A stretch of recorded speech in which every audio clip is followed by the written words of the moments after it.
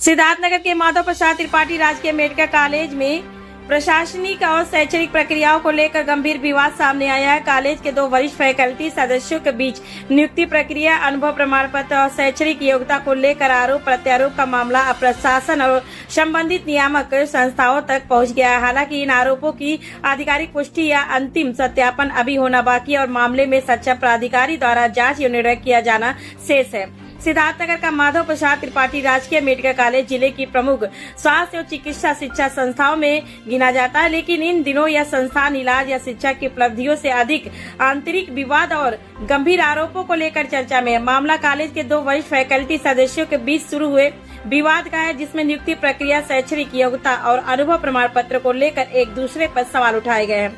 Community medicine विभागाध्यक्ष doctor Mohammad Naushad Alam का दावा है कि एसोसिएट प्रोफेसर डॉक्टर हसमतुल्ला को महत्वपूर्ण जिम्मेदारी नियमों के अनुरूप नहीं दी गई।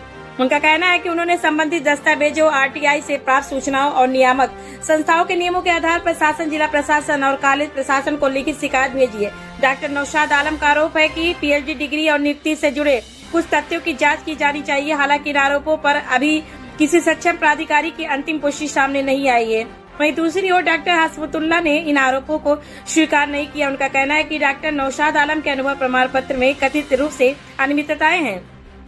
हालांकि डॉक्टर नौशाद आलम का दावा है कि संबंधित संस्था ने शपथ पत्र के माध्यम से उनके अनुभव प्रमाण पत्र और हस्ताक्षर को प्रमाणित किया। इसके अलावा कुछ अन्य नियुक्तियों को लेकर भी सवाल उठाए जा रहे हैं। हालांकि इन मामलों में भी किसी सक्षम जांच एजेंसी या न्यायालय द्वारा अभी तक कोई अंतिम निष्कर्ष सार्वजनिक नहीं किया गया। यह पूरा मामला अब शासन और संबंधित नियामक संस्थाओं के संज्ञान में बताया जा रहा है। यदि शिकायतों में लगाए गए आरोप सही पाए जाते हैं तो संबंधित अधिकारियों द्वारा नियमानुसार कार्रवाई की जा सकती है। वहीं यदि आरोप असत्य सिद्ध होते हैं तो संबंधित पक्ष को भी राहत मिल सकती है। फिलहाल सभी पक्षों की ओर से अपने अपने दावे किए जा रहे हैं और अंतिम सत्य जांच एवं सक्षम प्राधिकारी की रिपोर्ट के बाद ही स्पष्ट होगा। फिलहाल मामला आरोप और प्रत्यारोप के दौर में है। शिकायतें संबंधित विभागों और शासन तक पहुंच चुकी है। अब सभी की निगाह इस बात पर है कि सक्षम प्राधिकारी जांच में क्या निष्कर्ष निकालते हैं और उसके आधार पर आगे की कार्रवाई। जी, मैं यहाँ पे डॉक्टर नौशाद आलम, आचार्य कम्युनिटी मेडिसिन विभागाध्यक्ष पद पे कार्यरत हूँ और यहीं पे एक फैकल्टी है डॉक्टर हसमतुल्ला, जो सहाचार्य हैं एनाटॉमी विभाग में, वो नियमित पद पे हैं, वो भी कार्यरत है यहीं पे। उनकी जो एक्सपीरियंस सर्टिफिकेट है और जो यूजीसी की गाइडलाइन है और जो आरटीआई से रिप्लाई आई है, जब वो गवर्नमेंट मेडिकल कॉलेज जालौन में कार्यरत थे, वहाँ से जो आरटीआई रिप्लाई आई है, और यूजीसी ने भी आरटीआई रिप्लाई में कुछ नियम बताए हैं। फिर जहाँ से इन्होंने पीएचडी किया है, मलवांचल यूनिवर्सिटी इंदौर मध्य प्रदेश से, वहाँ की ऑर्डिनेंस है, जो वहाँ का कानून है, इन सारे दस्तावेज के आधार पे उनकी डिग्री जो है फर्जी तरीके से ली गई प्रतीत होती है। उसमें जो इनका कार्यकाल है डॉक्टर हसमतुल्ला का, वो Jalaun government medical college Jalaun में ये कार्यरत रहे हैं। उस कार्यकाल को मैंने अपने पत्र में पूरा विस्तृत लिखा है कि वो कब से कब तक कार्यरत रहे हैं। उस कार्यकाल में इन्होंने जो जालौन से आरटीआई में जवाब प्राप्त हुई है, उसमें 2017 से लेकर के 2021 तक में टोटल 12 दिन के लिए इन्होंने सीएल की आवेदन की थी, जिसमें इनके पीएचडी का जो ड्यूरेशन है 2018 से 2021, उसमें केवल एक ही दिन इन्होंने सीएल लिया है, सीएल के लिए आवेदन दिया था प्रधानाचार्य कार्यालय में। तो अब यहाँ पे क्वेश्चन ये उठता है कि उत्तर प्रदेश में जालौन मेडिकल कॉलेज से मध्य प्रदेश इंदौर में मलवांचल यूनिवर्सिटी जो 200 दिन की भौतिक उपस्थिति अनिवार्य बता रहे हैं, तो एक दिन की सीएल में कोई व्यक्ति एक ही समय में कैसे 200 दिन वहां पर उपस्थित हो सका?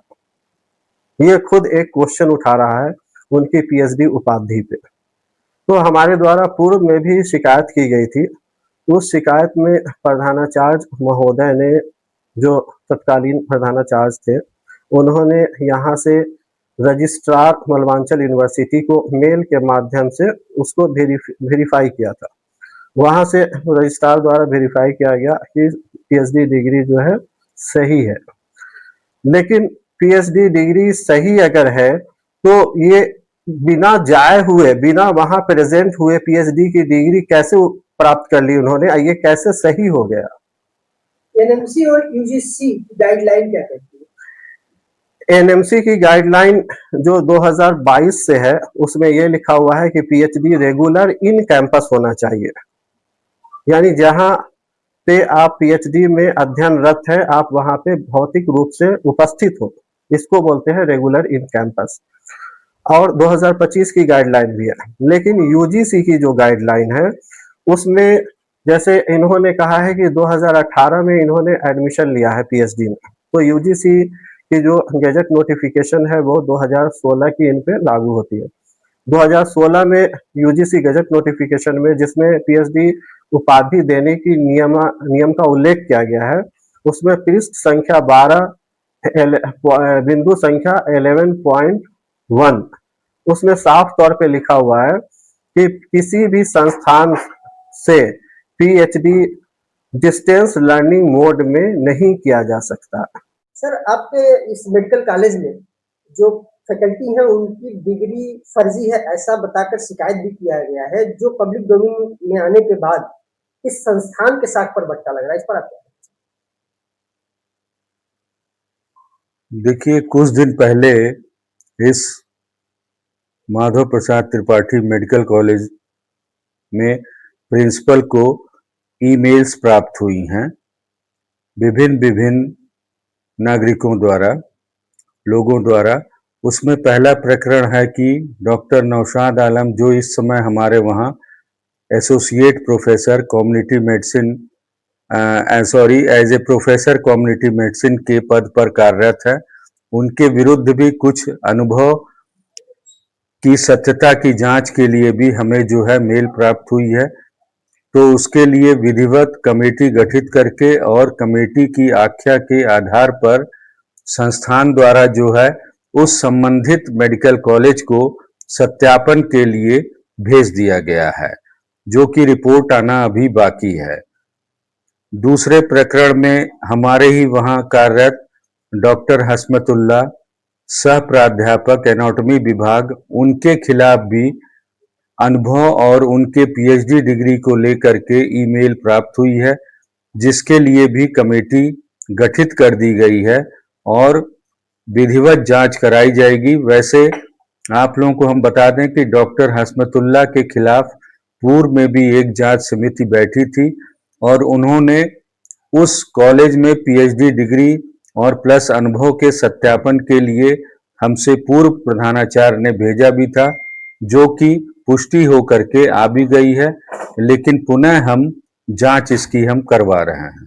सर, यूजीसी और एनएमसी की जो गाइडलाइन है आप बेहतर जानते होंगे, उसके मुताबिक एनाटॉमी सेगमेंट से अगर कोई पीएचडी करता है तो 200 दिन कैंपस अटेंडेंस मस्ट है, उसमें मेंशन है दोनों के जो है नॉर्म्स।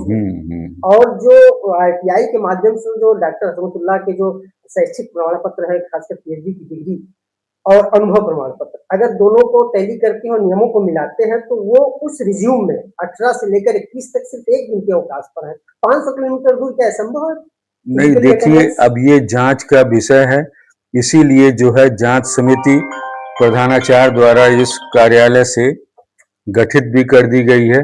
उसकी रिपोर्ट आने दीजिए, हम पुनः इसका जो है वेरिफिकेशन उस यूनिवर्सिटी प्लस यूजीसी से भी हम करवा लेंगे। सर, माइक्रोबायोलॉजी में आपके एक एसोसिएट प्रोफेसर अमित कुमार सिंह जी हैं, उन पर भी ये आरोप लग रहा है कि उन्होंने भी, जबकि इस तरह का एक कोटेशन है, मतलब एक कोट है, टिप्पणी है एनएमसी की, कि अगर आपने पूरी तरह कैंपस में अटेंड होकर अगर आपने पीएचडी की डिग्री नहीं ली है तो आप इसके एलिजिबल नहीं है कि आप माइक्रोबायोलॉजी में आप प्रोफेसर या असिस्टेंट। देखिए, डॉक्टर अमित सिंह का भी अभी हाल फिलहाल में उनकी नियुक्ति शासन द्वारा हुई है और इनका इंटरव्यू था वो एसजीपीजीआई श्री मेडिकल कॉलेज के जो चेयरमैन हैं उनकी अध्यक्षता में गठित टीम द्वारा किया गया है।